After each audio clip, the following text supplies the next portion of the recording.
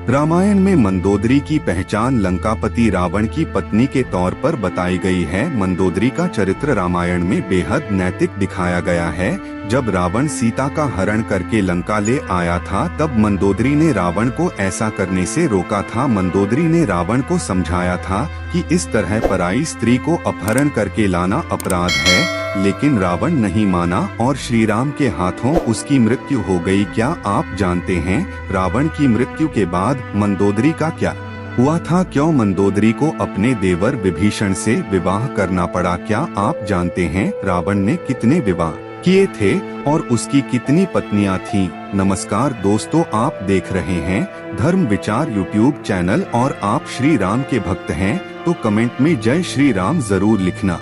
वाल्मीकि की रामायण में रावण की पत्नी मंदोदरी का ही जिक्र मिलता है, लेकिन आपको जानकर हैरानी होगी कि रावण की 2 और भी पत्नियां थीं। आइए विजयदशमी के उत्सव पर आपको बताते हैं कि आखिर रावण की कितनी पत्नियां थीं और उसकी मौत के बाद पहली पत्नी मंदोदरी का क्या हुआ। रावण की पहली पत्नी का नाम मंदोदरी था। मंदोदरी राक्षस राज मयासुर की बेटी थीं। इंद्रजीत, मेघनाद, महोदर, प्रहस्त, विरूपाक्ष, भीकम, वीर मंदोदरी की ही संतानें थीं। वहीं रावण की दूसरी पत्नी का नाम धन्यमालिनी था। धन्यमालिनी ने अतिक्या और त्रिशिरार नाम के 2 पुत्रों को जन्म दिया था। मंदोदरी और धन्यमालिनी के अलावा रावण की एक तीसरी पत्नी भी थी। तीसरी पत्नी का नाम अज्ञात है, लेकिन प्रहस्था नरांतका और देवताका उसी की संतानें थीं। भगवान राम द्वारा रावण का वध किए जाने के बाद विभीषण लंका का राजा बन गया था। ऐसा कहते हैं कि रावण की मृत्यु के बाद विभीषण ने अपनी भाभी मंदोदरी से विवाह कर लिया था। मंदोदरी के बारे में कहा जाता है कि वो एक सती स्त्री थी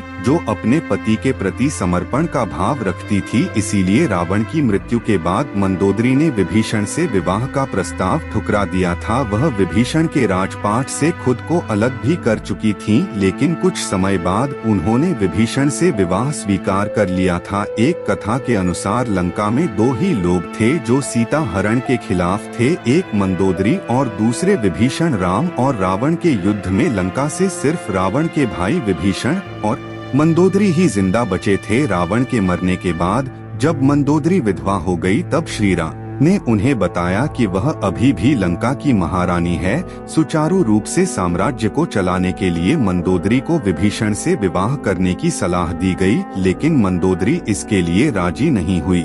लेकिन फिर कुछ समय बाद शादी का प्रस्ताव स्वीकार कर लिया। इसके बाद विभीषण और मंदोदरी ने लंका का राजपाट संभाला। हालांकि रामायण में इस बात का कहीं बहुत ज्यादा जिक्र नहीं है। एक दूसरी मान्यता के अनुसार रावण की मृत्यु के बाद मंदोदरी ने विधवा का जीवन ही स्वीकार किया और आध्यात्म में डूब गई। मंदोदरी ने अपना आगे का जीवन धार्मिक प्रथाओं के लिए समर्पित कर दिया। पौराणिक कथा के अनुसार एक बार रावण मंदोदरी के पिता मायासुर के महल में गया था। वहां मंदोदरी को देख रावण उस पर मोहित हो गया। उसने मायासुर से मंदोदरी का हाथ मांगा, लेकिन मायासुर ने इनकार कर दिया। क्रोध में आकर रावण मंदोदरी को शादी के लिए मजबूर करने लगा। मंदोदरी जानती थी कि रावण उसके पिता से ज्यादा शक्तिशाली शासक है, इसलिए मंदोदरी ने रावण के साथ रहना स्वीकार किया। रावण से शादी के बाद उसने 2 पुत्रों मेघनाद और अक्षय कुमार को जन्म दिया।